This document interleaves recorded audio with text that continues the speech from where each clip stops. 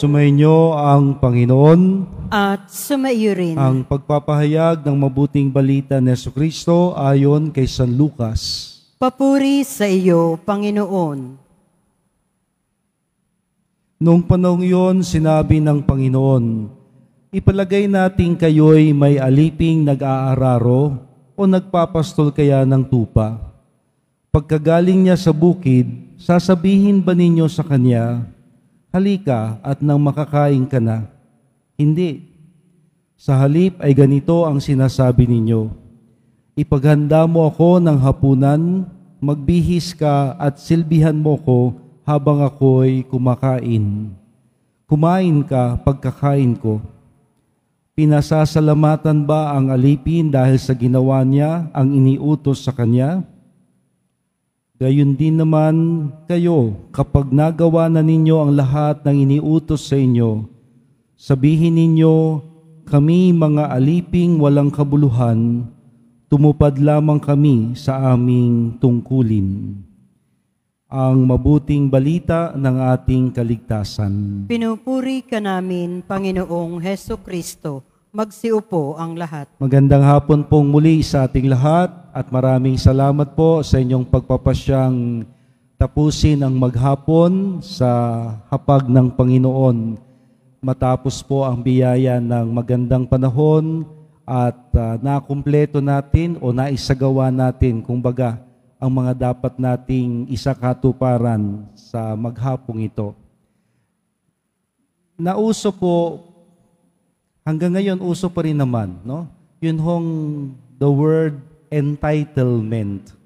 Narinig nyo na yan, di ba? The sense of entitlement.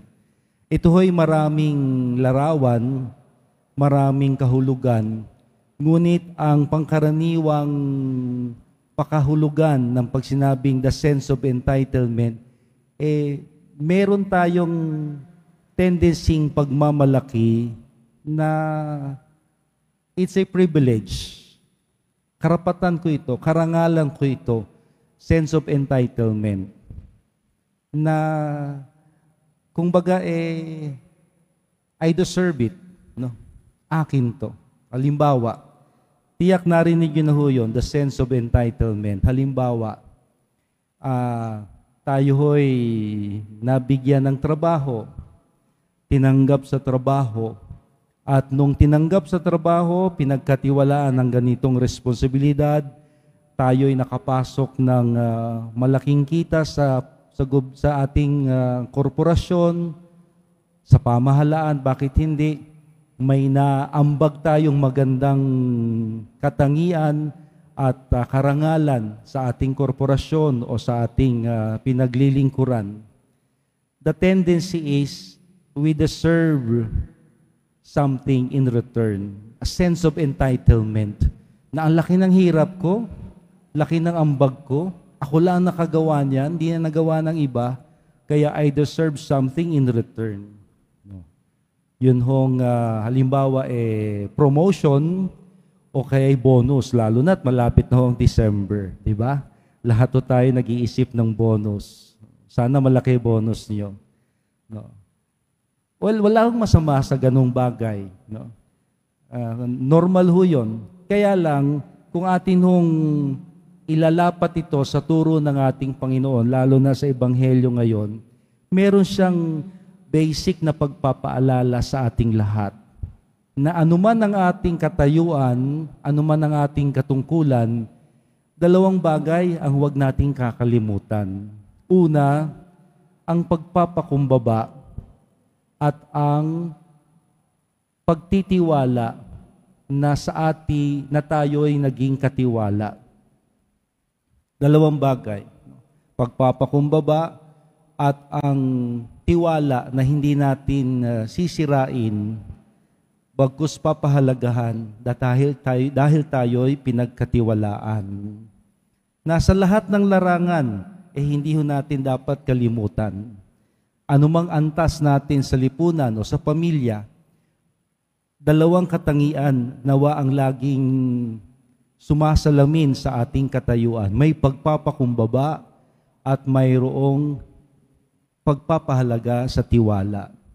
Halimbawa, one time meron akong nakausap, sabi niya, Father, tama ba yung nagawa ko? Kasi si mama ang kulit. Bakit? Ano bang nagawa mo kay mama mo? Kasi Father, nasigawan ko siya eh. Ba't mo naman sinigawan si mama mo? Ang kulit, Father, nag-aaral ako, cramming na ako, Father. Nasigawan ko siya. Ang kulit kasi. Sa tingin niyo, tama ba? Siya medyo bothered, medyo natataranta, nagwo-worry. Sabi ko, anong ginawa mo? Yun nga, Father, nasigawan ko siya. Para siya nagtampo kasi hindi na ako kinakausap. Pag kinakausap ko siya, isang sagot, isang tanong. Mukhang na-hurt ang mama mo. Okay. Sabi ko, di ba? May utos ang Diyos, 10 Commandments. Isa sa mga utos na yon, honor thy father and thy mother. Bilang mga anak, merong tayong tungkuling igalang at pahalagahan ng mga magulang. Kalawa, sabi ko, hindi ka ba nakonsensya? Kahit sabihin mong istorbo mama mo sa pag-aaral mo, sino ba nagpaaral sa'yo? Sino nagpapaaral sa'yo? Ano bang ginawa ni mama mo?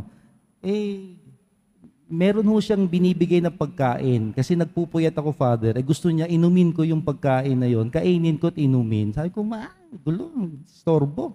No? Dapat siguro maalakita mo na nagmamalasakit lang mama mo. Siya ang nagpaaral sa'yo at tinutulungan ka niya na magampanan yung pag-aaral mo. Kaya sa tingin ko mukhang hindi tama na nasigawan mo siya. Kahit sabihin mong istorbo, no, nang aabala. Pero dapat nating kilalanin ng may buong pagpapakumbaba na tayo'y anak lamang. At sila ang mga magulang na nagpagod, nagpuyat, nangarap, binuhay tayo at pinalaki, pinapag-aral, at patuloy tayong pinagsisilbihan bilang kanilang mga mahal sa buhay.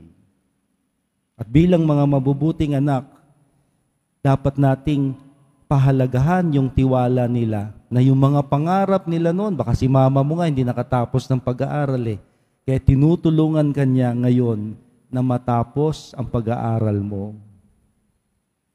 Alam nyo yung kausap ko, tumahimik, natahimik, biglang napaiyak. Kasi sa oras na tayo magmalaki, no, inisip natin sarili natin, tabla lahat, taob, wala akong pakialam, ako ang mahalaga. No, karapatan ko ito. Pero kapag pinairal natin ang pagpapakumbaba, ang tiwala sa atin na dapat nating pahalagahan, dito natin mapagtatanto na tayo'y mga hamak na tao lamang. Pinapahalagahan ng mga taong may pagpapahalaga sa atin. At harinawa, ito pong pagninilay natin ito ang siyang magdadala rin sa atin sa pagpapakumbaba at lubusang pagtitiwala sa Panginoon. Na hihingi tayo sa Kanya, makikiusap, magmamakaawa, at maghihintay. Hindi natin siya pwedeng i-pressure. Lord, tagal mo magbigay ng sagot ha. Ilang buwan na ako dito sa Maynila, hindi pa ako nakakasakay ng barko. Kailan ba ako mag-a-abroad? Kailan ba ako papasa ng board exams? Ang tagal mong sumagot. Teka, sino ba ang nakikiusap? Susunod na lang ba ang Panginoong Hesus sa atin? Of course, hindi. Siya ang Diyos. At dapat nating ibigay sa Kanya ang karangalan na Siya ang magpapasya para sa ating ikabubuti at kabutihan. Na may buong pagpapakumbaba tayong hihingi, magtitiwala at maghihintay, buong paniniwala na ang Kanyang pagpapasya ay sa tamang panahon niya sa atin ibibigay. Hingin po natin sa Panginoon na naway lagi tayong may pagpapakumbaba sa pagharap sa Kanya at maging sa pakikitungo natin sa bawat isa. Kasabay ng pagpapakumbabang ito, ang pagtitiwala na papahalagahan natin ang bawat isa na ipinagkakatiwala ang kanilang sarili sa atin at may tiwala rin sila sa atin na tayo'y magpapahalaga sa kabutihang ginagawa nila sa atin. Ito nawa ang maging tatak ng ating pakikitungo sa Diyos at maging sa bawat isa na tayo'y may pagpapakumbabang nakikipag-ugnayan, nagtitiwala, umaasa, gumagawa. Amen.